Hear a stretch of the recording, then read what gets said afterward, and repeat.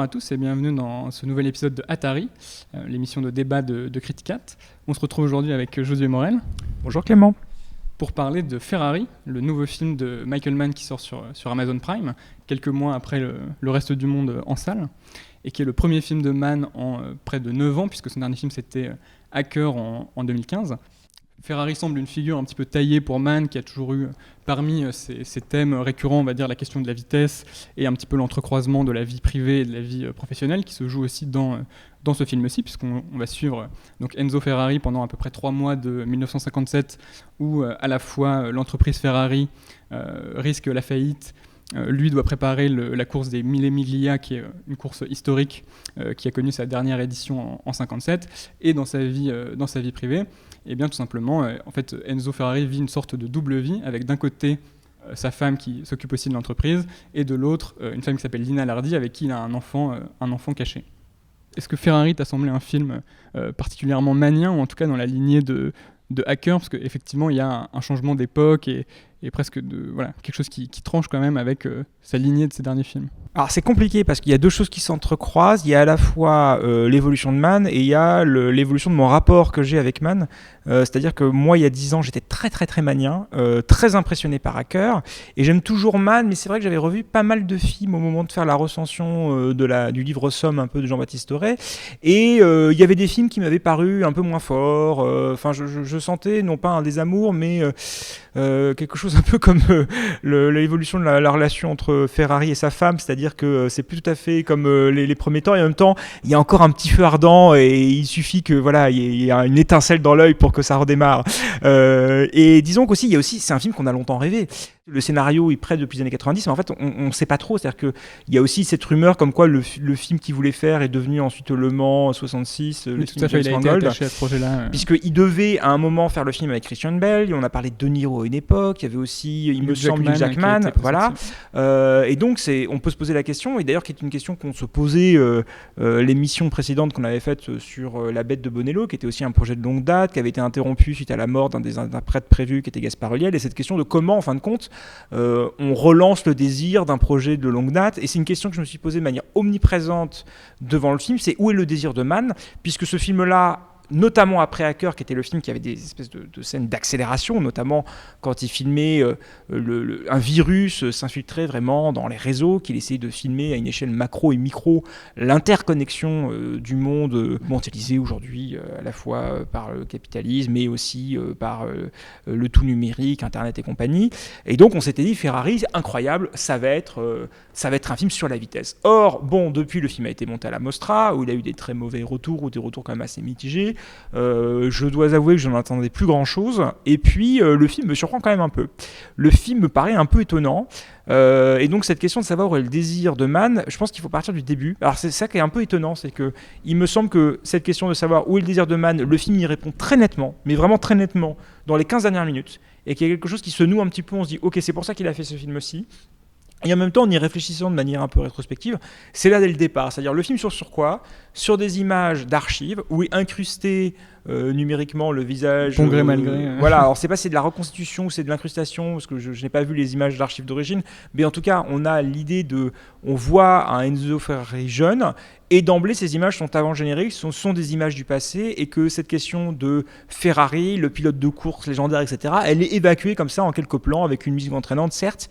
Et puis ensuite, on a autre chose, on a une forme d'immobilité, quelque chose qui serait de forme de l'intemporel, alors cette idée notamment des plans de paysages intemporels de l'Italie qui se fondent les uns dans les autres et qui se fondent dans le corps de Ferrari et de sa compagne, donc qui n'est pas son épouse, mais qui est un peu sa deuxième femme, qui sont couchés, qui sont en train de dormir. Donc Ferrari apparaît déjà comme un corps endormi qui se réveille.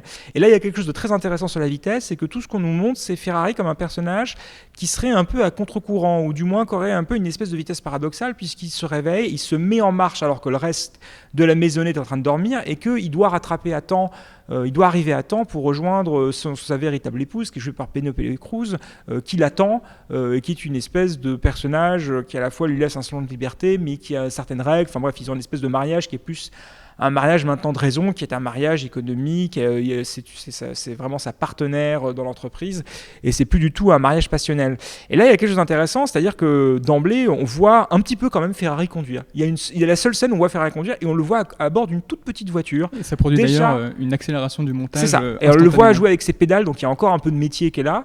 Mais ce qui est très intéressant, c'est que, c'est peut-être un peu facile comme lecture, mais cet homme un peu vieilli qui est dans une petite voiture et qui se retrouve à une espèce de vision assez réduite, en fin de compte, de ce qu'était son art et sa maîtrise, c'est Mann lui-même. C'est-à-dire que Mann se retrouve à bord d'une petite voiture. C'est-à-dire que le film n'est pas une grande chose, c'est son film. Et d'ailleurs, les scènes, entre guillemets, les plus impressionnantes et les scènes de course le montrent, sur des effets spéciaux qui sont un peu plus rudimentaires. Moi, ça ne me gêne pas. J'aime bien l'âpreté des effets spéciaux qui ne visent pas une espèce de perfection ou une espèce de déluge, comme ça peut être le cas dans des blockbusters beaucoup plus produits. Mais on voit bien que... il est un peu empêché. Ouais. Non, mais surtout, il ne conduit pas une voiture de course. Il conduit un film, il conduit une voiturette. Il conduit une petite chose, et puis on ne voit pas du tout donc le Ferrari au moment de sa gloire. On voit un Ferrari qui est plutôt dans l'ombre, qui est une figure spectrale. Cette question de la temporalité est intéressante, puisqu'il y a aussi d'emblée, le film commence par une menace, une ombre, c'est-à-dire que le record de Ferrari va tomber. Le record de l'écurie Ferrari qu'il détient à ce moment-là va tomber. Et on a le personnage de Ferrari avec ses acolytes qui sont à la messe et qui sont en train de minuter une course qui est en train de les battre. Et donc il y a tout de suite ce décalage-là qui s'instaure. Et puis cette idée d'un personnage à contre-courant, il y a aussi une assez belle scène, c'est que sa journée se met en route, il rencontre un pilote, mais le feu est au vert et donc il ignore. Et puis même il va voir son fils et il est en avance sur sa femme. Donc c'est un personnage qui est soit toujours un peu en avance, soit qui essaie de courir un peu après le temps. Et cette question de la temporalité et donc de la vitesse est visiblement un problème pour le personnage.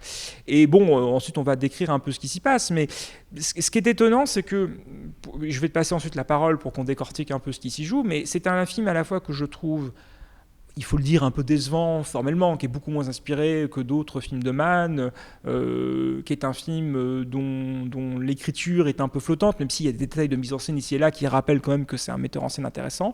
Et en même temps, à l'arrivée, quand on regarde le film dans son ensemble, je trouve que c'est un film étonnamment cohérent, et que même si son désir est peut-être un peu décevant, il me semble tenu et il suit quelque chose d'un peu logique, c'est-à-dire qu'en fin de compte, il fait un film complètement hanté, qui est absolument pas du côté de la vitesse, mais qui est au contraire d'un temps suspendu. Et d'ailleurs, ce que je trouve très intéressant, c'est que toutes les scènes un peu de vitesse qui sont intéressantes visent au fond une décélération, et que l'acmé du film, le moment charnière du film, est d'ailleurs un ralenti. La grande scène du film, entre guillemets, le grand moment un petit peu spectaculaire, qui est une scène un peu étonnante parce qu'on l'attend vraiment pas, on la voit vraiment pas venir, est une scène de ralenti, qui est un ralenti meurtrier, etc. Donc ce rapport à la vitesse, on voit bien qu'il y a quelque chose qui à la fois n'est pas ce à quoi on s'attend, qui objectivement est un peu décevant, et en même temps qui nourrit un sillon qui est quand même un peu singulier et curieux, qui fait que ce film-là, à mon avis, s'inscrit très très bien dans la filmographie de Mann, mais dans un versant qui est son versant mélancolique, tragique, etc. C'est vrai que pour revenir un petit peu à la façon dont j'ai ressenti le film, et qui je pense est la source de beaucoup de déceptions aussi qu'on a pu lire. Alors moi, contrairement à toi, je tiens toujours Mann comme un des, si ce n'est le plus grand aujourd'hui, mais c'est vrai que ce film-là est un plus petit film par plein d'aspects. Et j'ai eu au début en fait l'impression, qui ensuite s'est un peu précisé, qu'il y avait finalement un peu deux films en un, c'est-à-dire ce film programmatique qu'on imagine sur la vitesse et qui apparaît on va dire, dans l'incipit presque du film avec cette séquence de flashback, et une sorte un peu de film en costume, un peu plus endimanché, un peu plus plan-plan. Et il y a d'ailleurs des séquences assez intéressantes sur la façon dont les deux dialoguent, quoi. Notamment cette séquence que tu as commencé à décrire de l'église, où en fait, puisque les tours de piste sont marqués par des coups de feu, même Ferrari qui est dans l'église peut, avec ses camarades, chronométrer la piste. Et donc là, par le montage, on va dire la vitesse s'infiltre presque dans cette espèce de tableau un peu plus folklorique italien. Et il y a quelques séquences comme ça, notamment à un moment, un raccord que j'aime beaucoup, Ferrari est à l'opéra, et la séquence est brutalement interrompue par un gros plan de la gueule d'un bolide comme ça, rugissant. Donc on a l'impression qu'il y a un peu ces deux un peu forces contraires. D'un côté, une sorte de force de vitesse, et de l'autre, quelque chose davantage de l'ordre de la staticité, qui on va dire, se rencontrent, ou en tout cas un petit peu bataille. Et effectivement, même si ça tient à un élément de scénario qui est présenté dès le début, on comprend presque peu à peu, et ça s'incarne vraiment à la fin du film, un petit peu ce qui habite le film, et là où, comme tu l'as dit, est le désir de Mann, c'est un petit peu cette question du deuil, puisqu'en fait, on comprend au début du film que Enzo Ferrari et sa femme ont perdu leur enfant. Enzo lui-même a perdu son frère ainsi que tout un tas de camarades par le passé. Et finalement, comme tu l'as dit, c'est à mon sens un des premiers films où cette question un petit peu du poids du passé vraiment s'infiltre. Ouais, alors pour moi c'est au-delà du deuil, pour moi c'est la mort, c'est pas tout à fait la même chose, c'est-à-dire qu'en fin de compte, et le film le dit de manière assez nette, c'est-à-dire c'est quoi Ferrari, alors c'est pas seulement un conducteur mais c'est un constructeur, et en fond il va substituer à la question de la physique celle de la métaphysique, puisque évidemment la course c'est une pulsion de mort, on est habité, alors là il y aurait la question du deuil, mais on est plus que la question du deuil, on est hanté par le souvenir d'amis qui sont morts il y a une vingtaine d'années, etc. Mais c'est surtout un film sur un pacte avec des morts, c'est-à-dire quelle est la première activité de quand il se lève, qui quitte cette maison, qui t'emmène une maison pleine de vie, parce qu'il y a quand même cette femme qui fait tout le temps à la cuisine, dans des modèles très traditionnels italiens, et ce fils qui représente justement lui l'avenir, et le film s'arrête d'ailleurs sur ça, sur un carton qui nous annonce qu'en fait il reprend la maison Ferrari et qui poursuit le chemin. Mais ensuite, que fait Ferrari? Il va chez sa femme, et c'est clairement un mausolée, et c'est une figure qui est entre la vie et la mort, et qui d'ailleurs, l'ultime vœu, son ultime phrase, c'est de garder secrète la paternité de ce fils non reconnu jusqu'à sa mort. Donc qu'est-ce que fait à ce moment-là Ferrari? Il fait un pacte avec une morte, une femme qui est déjà morte, et de tenir jusqu'à la mort de celle-ci pour pouvoir lui essayer de poursuivre sa vie. Et puis sa première activité sinon c'est d'aller au cimetière pour parler avec son fils, et puis ensuite de présenter son fils de son fils mort à son fils vivant. Donc, en fait, le film se joue vraiment dans cet horizon-là, c'est-à-dire, la figure, il y a un peu cet horizon-là, c'est-à-dire la figure duel de Ferrari, et d'ailleurs qui est incarné de manière étrange par un acteur quand même jeune, plein de vitalité, qui est Adam Driver, qui joue quand même quelqu'un qui est déjà un petit peu, alors à la soixantaine, donc il n'est pas aussi vieux que Mann, qui me semble à 75-77, quelque chose comme ça, qui est un homme déjà plus âgé. Mais c'est quelqu'un qui est déjà se pose la question de son héritage, comment son entreprise va durer, qui est toujours dans cette idée aussi de rester, parce que la vitesse est une espèce de renouvellement permanent, c'est-à-dire que on repousse des limites, on repousse des records, et donc on a une figure qui à la fois est plein de vie, puisque c'est un personnage presque hédoniste, qui est un personnage qui est du côté de la vie, qui est un personnage qui est père, etc. Et puis un personnage qui doit traiter avec des morts, et une industrie qui est mortifère, et qui est pris un peu entre ces deux pôles, quoi. Mais je pense que plus que de la question du deuil, c'est vraiment ça, c'est-à-dire un personnage qui serait un peu hanté, qui serait un peu écartelé. Et puis il y a un détail qui le dit très bien, c'est que il me semble, alors tu me diras peut-être que je me trompe, mais il me semble que c'est quand le personnage de Ferrari revient sur la scène de l'accident, qui est un peu la scène charnière, il me semble que c'est à cet endroit-là qu'on entend une musique qui était déjà un leitmotiv musical de The Insider. La musique de Lisa Gerrard. Voilà, donc le personnage de Russell Crowe, qui était lui aussi un personnage coupé en deux, séparé, etc., qui était un personnage duel, qui était tiraillé entre deux forces.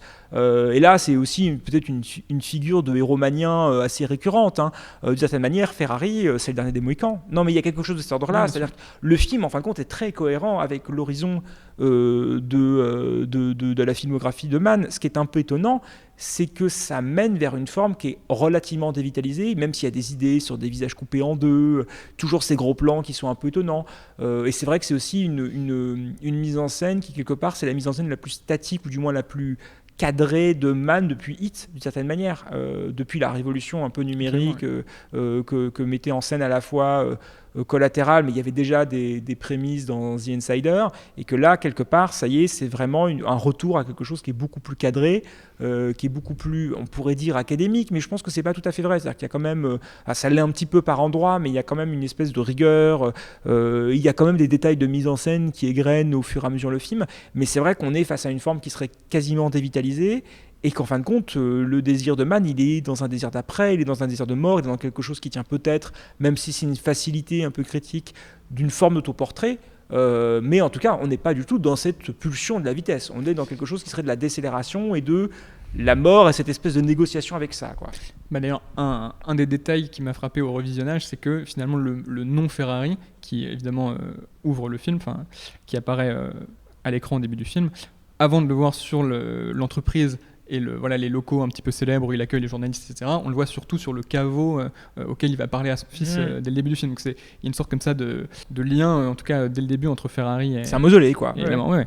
Mais sur la question de la vitesse, moi je serais peut-être un peu je trouve qu'il y a quelque chose d'un petit peu paradoxal qui se joue. Tu parles de pulsion de mort et effectivement tous les pilotes savent que c'est un risque qu'ils encourent, mais j'ai l'impression qu'il y a quelque chose d'un petit peu paradoxal où ils peuvent croire encore à une sorte de presque de pulsion qui serait plus vitaliste, cette espèce d'envolée, et d'ailleurs il y a quelque chose presque de l'ordre de la résurrection, puisque donc on voit au début donc le nouveau pilote qui rentre dans une Ferrari pour la première fois faire ses premiers tours de piste, et les premières remarques que font tous les personnages, c'est « Ah, il conduit comme Varzi, comme Varzi », qui en fait est un pilote qui est décédé, je crois, une dizaine d'années avant, qui est pas vraiment, qui est pas un personnage du film, mais il y a cette idée comme ça, presque d'une malédiction qui se transmet, où l'idée que peut-être celui-ci va réussir à toucher le sommet et est finalement interrompu. Et je trouve que d'ailleurs, les morts sont vraiment filmés comme des envolées, quoi. Il y a quelque chose de presque comique là-dessus, parce que c'est des scènes numériquement un petit peu approximatives. Il y a aussi un crash, on voit très nettement un pantin, alors qu'une voiture est en train de dévaler une colline. Bon, ça c'est pas très grave, mais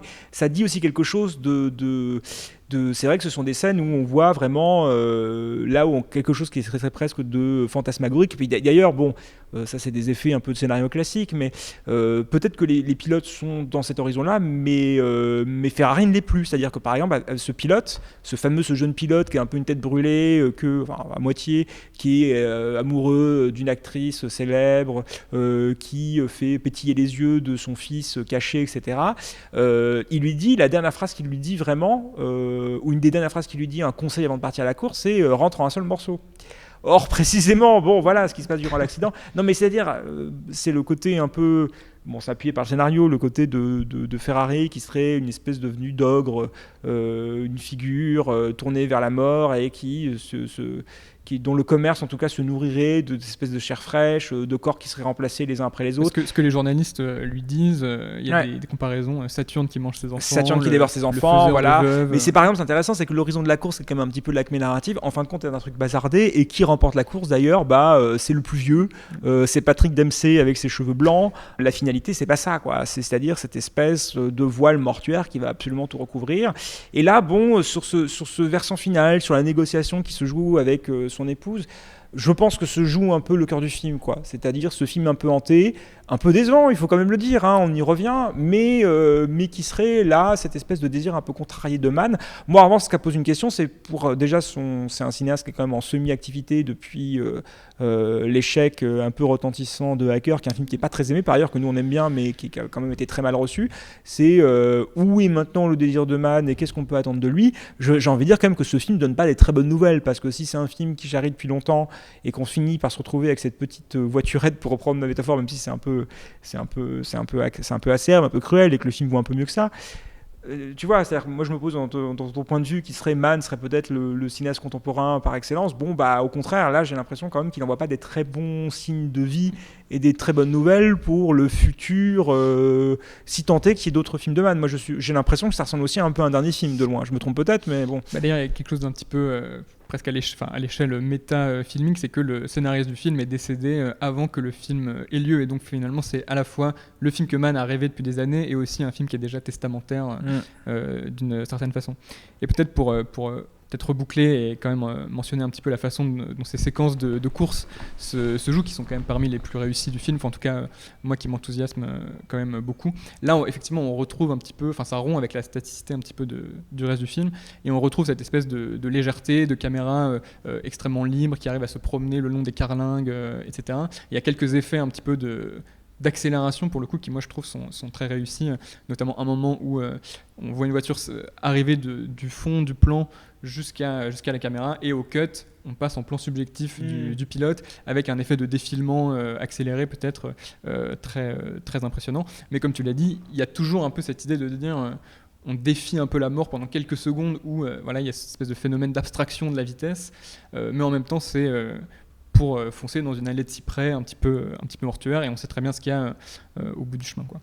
Et par ailleurs, tu parlais peut-être du fait que Ferrari serait le dernier film de Mann. Alors en théorie, dans les cartons, il y aurait une suite de Hit, puisque Mann a coécrit le livre Hit 2, donc on verra si ce projet voit le jour, encore avec Adam Driver en théorie. Et en tout cas, merci pour cette émission, Josué. On remercie Marin Gérard derrière la caméra, Étienne Cimetière-Cano et le Ciné 104 pour les moyens techniques. Et on se retrouve le mois prochain dans un nouvel épisode d'Atari.